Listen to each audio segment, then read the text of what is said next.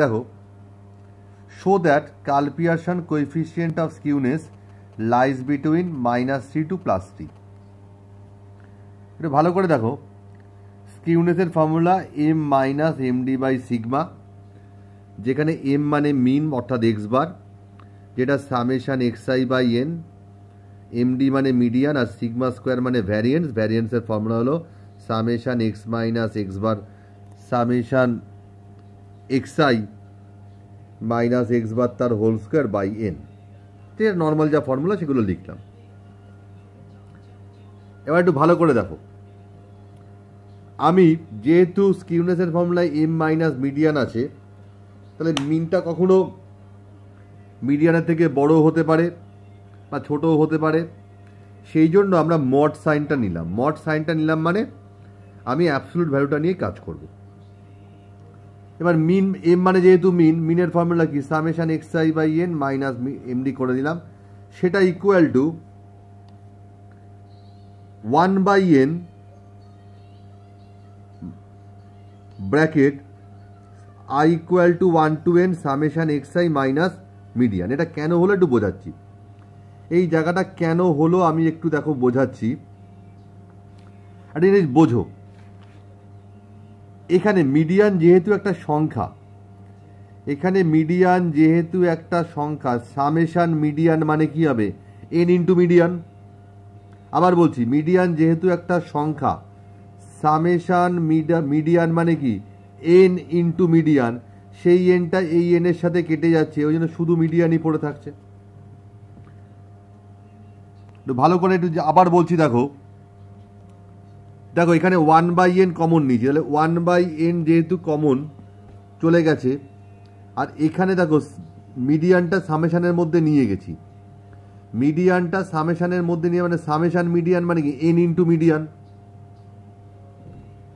যাই হোক, এবার একটু ভালো করে দেখো, we know that some of absolute deviation is minimum when taken about median।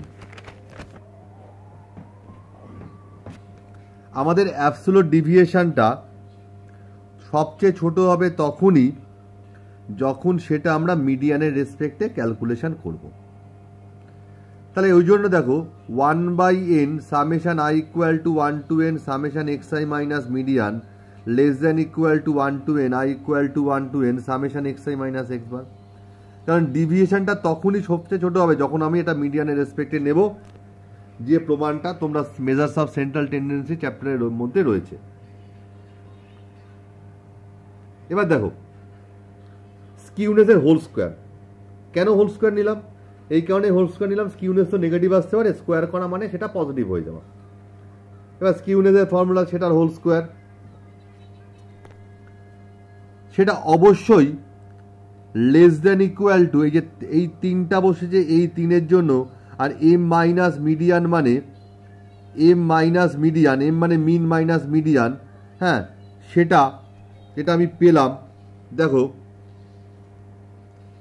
যেটা আমি আগে যে প্রথম যে রিলেশন থেকে যেটা পেলাম, সেই রিলেশনের রেসপেক্টে আমি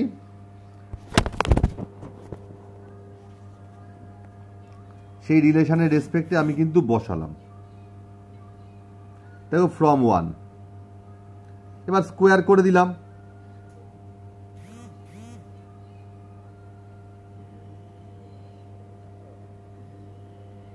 একটু ভুল হয়ে গেছে, এইখানটা সিগমা হবে, এই জায়গাটা সিগমা হবে, একটু তোমরা একটু কারেকশন করে নিও। এই জায়গাটা একটু সিগমা স্কোয়ার লিখেছিলাম ভুল করে, এটা সিগমা হবে। এবার দেখো, যেহেতু সিগমা স্কোয়ার হয়ে গেল, এবার সিগমা স্কোয়ারের ভ্যালুটা আমি বসিয়ে দিলাম। করে দেখো, এবার আমি ক্যালকুলেশনটা করে আমি এই ক্যালকুলেশন পেলাম, এইটা ক্যালকুলেশন করে আমি এটা পেলাম, এটা সহজ একটা ক্যালকুলেশন। দেখো এটা পেলাম। এবার একটা ক্যাচি-শুয়ার্টজ ইনইকুয়ালিটি বলে একটা ইনইকুয়ালিটি রয়েছে, যেটা তোমাদের মনে রাখতে হবে, যেটা তোমাদের 4th সেমিস্টারে রয়েছে।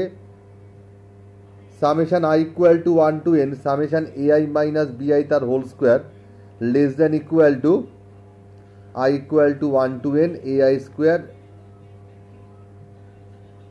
Into i into 1 to n summation bi তার হোল স্কোয়ার। এবার আমি কনসিডার করে নিলাম বিআই মানে 1 and I equal to 1 to dot dot করে এন। তাহলে এবার দেখো সেমভাবে ভ্যালুগুলো বসিয়ে দিলাম, ইকুয়েশানে বসিয়ে দিলাম ভ্যালুগুলো। বিআই মানে যেহেতু 1 তাহলে 1 বসালাম, আর এখানে বিআই স্কোয়ার মানে 1 স্কোয়ার, মানে এখানে বিআই স্কোয়ার মানে 1 স্কোয়ার, তার মানে 1ই হলো। আচ্ছা পরের পাতায় দেখো কি করেছি, তাহলে সামেশান 1 মানে কত এন করে আমি এনটাকে আমি এ পাশে নিয়ে এলাম, কত পেলাম আমি দেখো লেস দ্যান ইকুয়াল টু 1। এবার ইকুয়েশান 2টা দেখো আমি লিখেছি। দেখো ইকুয়েশান 2 যেটা বেরিয়েছে সেটা ঠিক ইকুয়েশান 3 এর ঠিক সিমিলার টাইপের একটা দেখো ইকুয়েশান বেরিয়েছে। এবার দেখো ওই জন্য লিখলাম from 1 to 3 we can say, একটু ভালো করে দেখো কারণ আমি এখানে এআই মানে এক্সআই মাইনাস এক্স বার তার হোল স্কোয়ার ধরেছি, তার মানে এটা হলো স্কিউনেস আর এটা হলো 3 স্কোয়ার, আর এই জিনিসটা তো ওই আগের ইকুয়ালিটি থেকে ইনইকুয়ালিটি থেকে এসে গেল। তাহলে স্মট স্কিউনেস ইকুয়াল টু 3, তার মানে -3 less than skewness less than 3। এখানে কিন্তু এই লাইনটা কিন্তু বারবার বলছি, এই লাইনটা কিন্তু খুব ইম্পর্টেন্ট লাইন, বারবার বলছি।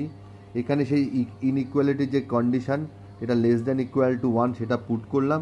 আর এখানে কেন পরের লাইনে 3 স্কোয়ার এলো, কারণ এই 3 ছিল না ফর্মুলায়, যদি 3 না থাকে তাকে ফর্মুলাটার মতো পড়ে যাচ্ছে,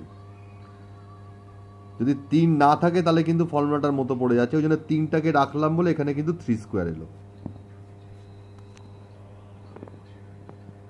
যদি তোমাদের বুঝতে অসুবিধা হয় আমাকে ফোন করে জিজ্ঞেস করে নিও। লাস্ট একটা অঙ্ক দেখো,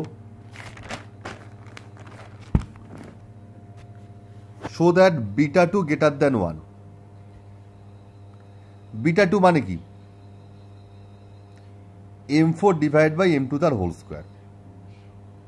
তাহলে আমাকে যেহেতু β2 গ্রেটার দ্যান 1 দেখাতে বলেছে, তাহলে m4 বাই m2 তার হোল স্কোয়ার গ্রেটার দ্যান 1 দেখালেই হবে। আমি এই লজিকটা নিয়ে আমি এগোচ্ছি। এখানে যে আমরা মোমেন্টের যে ফর্মুলাটা নিয়েছি সেটা দেখো m2 মানে সেকেন্ড সেন্ট্রাল মোমেন্ট আর m4 মানে হলো ফোর্থ সেন্ট্রাল মোমেন্ট, কিন্তু আমি ওয়েটেড মোমেন্টটা নিয়ে কাজ করছি।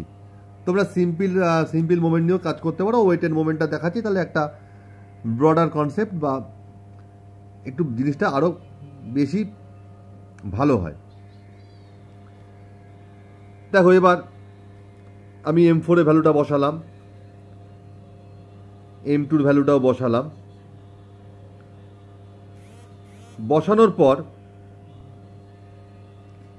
বসানোর পর দেখো আমি এখানে xi মাইনাস এক্স বার তার হোল স্কোয়ারকে আমি zi ধরে নিলাম।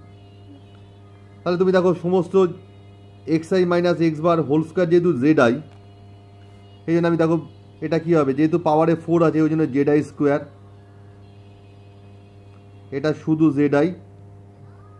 এবার আমি সাইড চেঞ্জ করলাম, সাইড চেঞ্জ করে দেখো যে ফর্মুলাটা এলো আসলে এটা ভ্যারিয়েন্সের ফর্মুলাটা চলে এলো না, ভালো করে দেখো জেড এর ভ্যারিয়েন্স না, তাহলে জেড এর ভ্যারিয়েন্স গ্রেটার দ্যান 0 হলো, কারণ হুইচ ইজ অলওয়েজ ট্রু, কারণ since variance is always positive. তাহলে আমি যে প্রথমে যে জিনিসটা ধরেছি সেই ধরাটা আমার ঠিক আছে, অর্থাৎ β2 গ্রেটার দ্যান 1।